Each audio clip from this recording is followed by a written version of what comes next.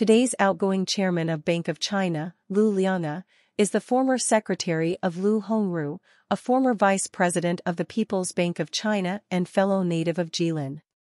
In 1992, when Liu Hongru became the first chairman of the China Securities Regulatory Commission, Liu Liang did not follow him and instead stayed in the People's Bank system to work as a foreign affairs officer.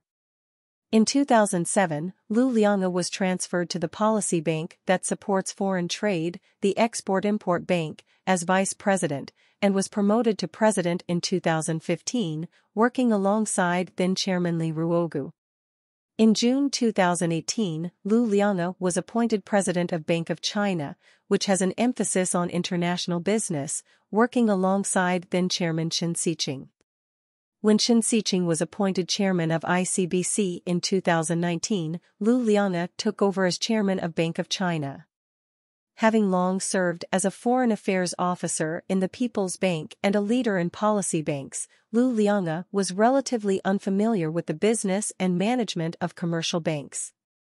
Shortly after Liu Liang was appointed chairman of China Bank, the crude oil treasure scandal erupted in April 2020.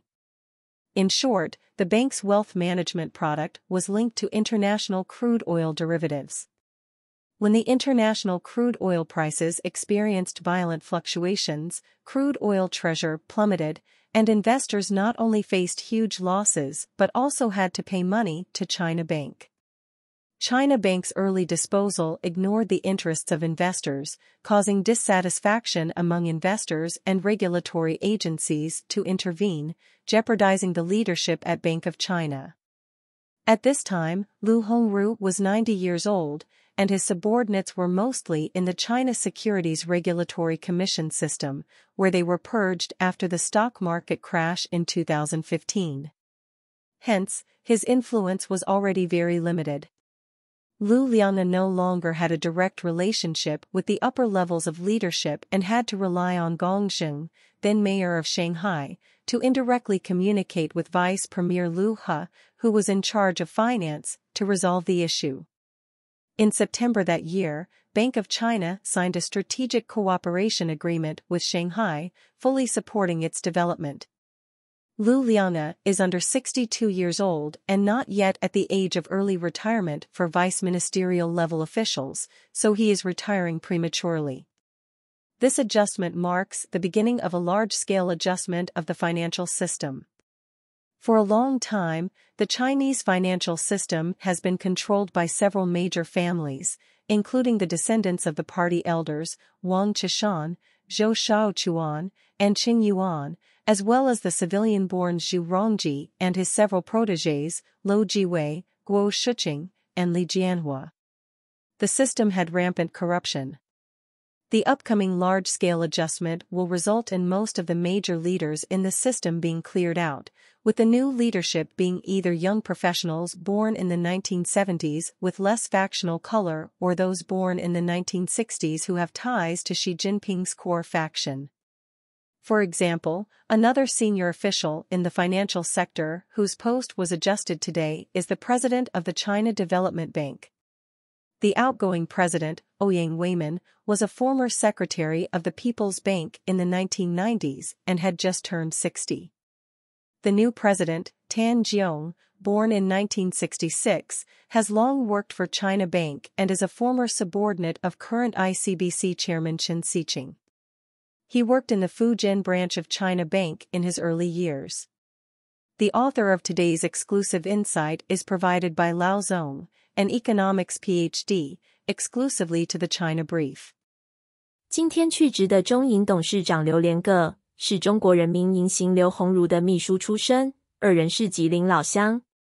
1992年，刘鸿儒去证监会做首任主席时，秘书刘连个没有跟过去，留在了人民银行系统一直做外事干部。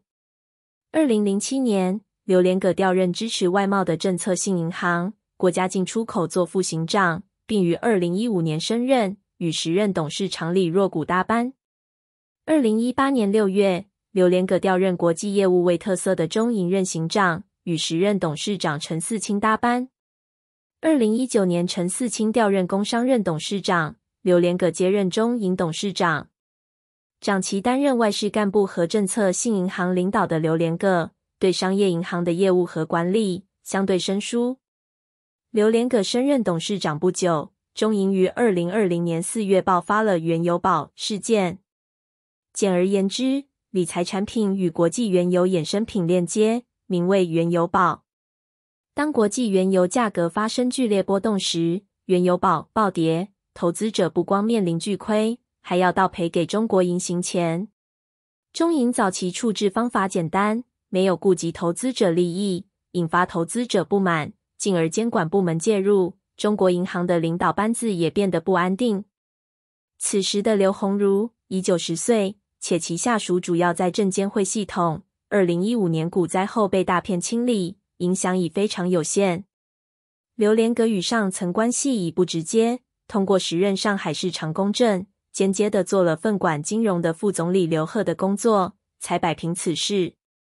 当年9月，中国银行与上海签订战略合作协议，全面支持上海发展。刘连葛目前还不足62周岁，没有到副部级提前退休的年龄，应是提前退休。这次调整标志着金融系统大规模调整的开始。长期以来，中国金融系统被几大家族控制，包括元老的后代王岐山、周小川和陈元，以及平民出身的朱镕基及其几个门生楼继伟、郭树清、李建革，腐败严重。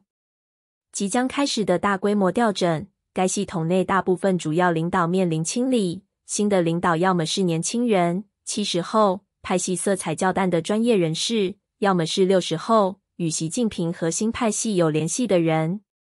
举例来说，今天调整另一个金融口高官，是国家开发银行的行长。去职的行长欧阳卫民，90年代人民银行秘书出身，刚刚年满60岁。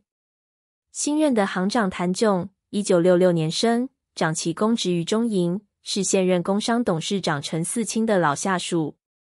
1960年生，早年曾在中银福建分行任职，与习近平是老关系。